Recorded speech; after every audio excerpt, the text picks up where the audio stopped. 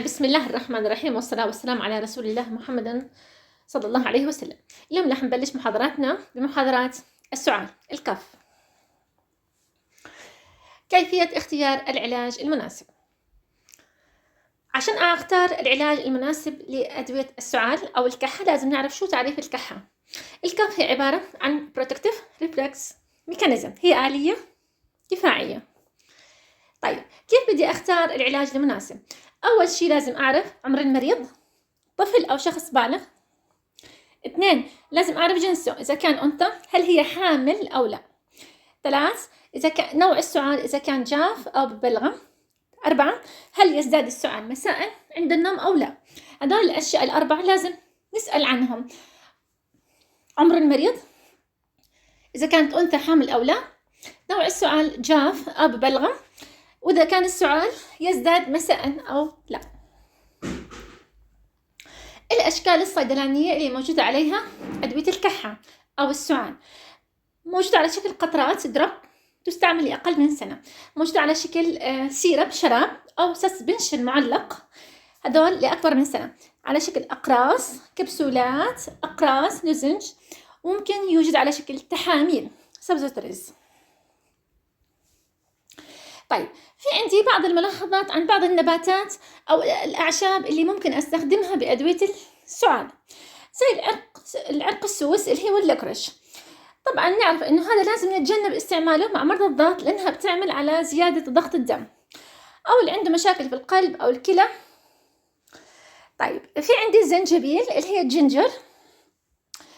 إيش فائدته؟ مفيد في حالة الزكام، السعال، احتقان الحنجرة والتقيؤ.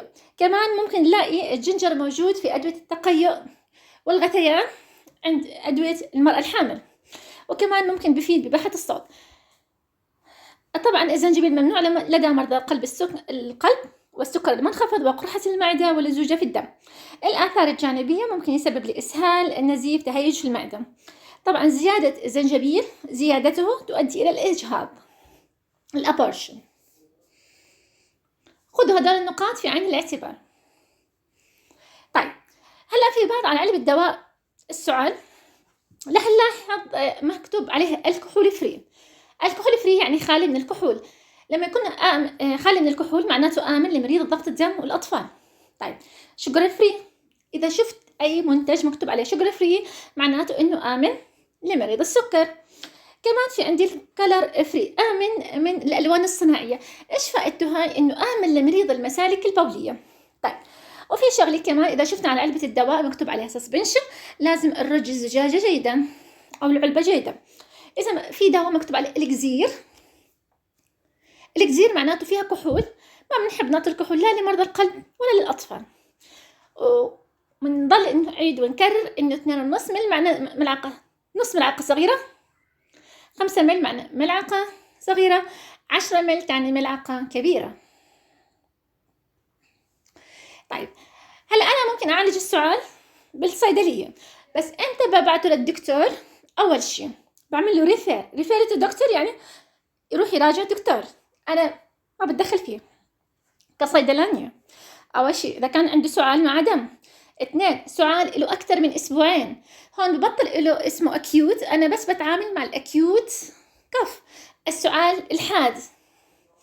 أما الكرونيك الدكتور هو اللي بيعالجه. ضيق في التنفس أو ألم في الصدر مع السعال. 4 السعال مع بلغم ولون البلغم أخضر مصفر. شو معناته؟ في التهاب، والالتهاب إيش بده مضاد، والمضاد لازم يكتب الدكتور، أنا ما دخلي كصيدلاني بصرف المضاد الحيوي. كمان إذا ممكن مع السعال صفير معناته في ربو للدكتور. سعال مع نقصان الوزن أكيد في شغلة أنا ما بعرفها، لازم يفحص ويروح عند الدكتور. تمام. ممكن نلاحظ بأدوية السعال في بعض مضادات الاحتقان، الدي كونجستون، زي أكثر إشي ممكن نستخدمه هون اللي هو السودوفيدرين. أوكي، مضادات الاحتقان رح نستخدم اللي هو السودوفيدرين. المضادات الاحتقان ممنوع لدى مرضى الضغط لأن بترفع الضغط، السكر، القلب، ارتفاع ضغط العين، فرط نشاط الغدة الدرقية، الهايبرثايروديزم، وتضخم البروستات، الحامل، المرضى الكبد والكلى، والمرضى لأنها تقلل إفراز الحليب. تستعمل من 3 إلى 5 أيام فقط. الآثار الجانبية: مشاكل في الجهاز الهضمي والعصبي.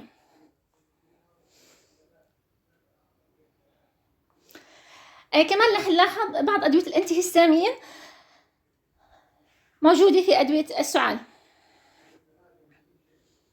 اللي هم واحد من هدول: الأنتازولين والكلورفينرامين.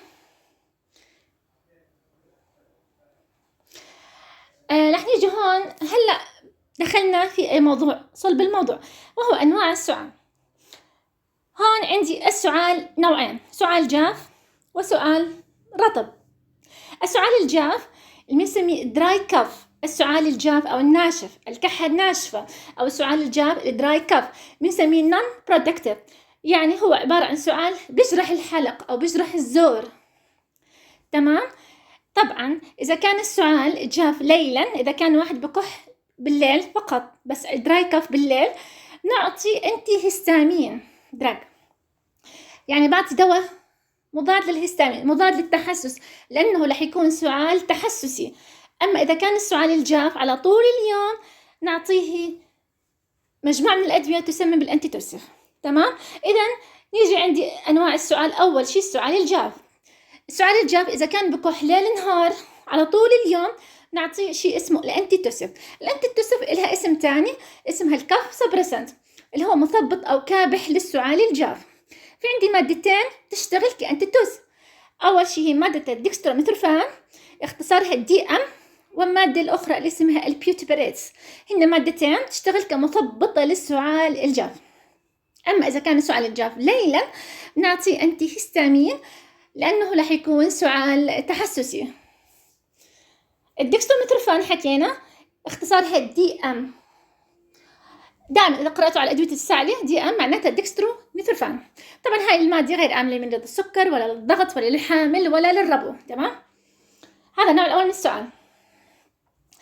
ممكن يكون السعال الجاف سببه بلغم ناشف له فترة طويلة، نشف، بلغم ونشف وصار عندي دراي كف، أو ممكن يكون تحسس زي ما حكينا. مرات الدكتور بيعطي مذيب للبلغم، لأنه بلغم ناشف، مذيب للبلغم مع دواء للتحسس. تمام؟ يعني بدي أحول السعال الجاف إلى سعال رطب مع شرب كميات كبيرة من الماء. طيب، في أسباب أخرى من السعال الجاف. ممكن يكون الفيروس، أي فيروس بتبعه سعال جاف. حساسية الجو دائما بتكون سعال جاف.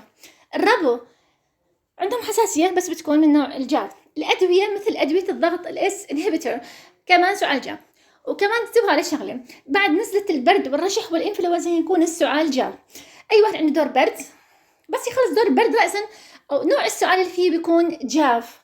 إذن أسباب السعال الجاف ممكن يكون بلغم ناشف، ممكن يكون تحسس من الجو، ممكن يكون فيروس، ممكن يكون ربو، ممكن أدوية. وأشهر الأدوية اللي بتسبب لي سعال الجاف هو الإيس إنهبيتور، أو بعد نزلة البرد والرشح والإنفلونزا رح يكون عندي سعال جاف. بنكمل المرة الجاية إن شاء الله.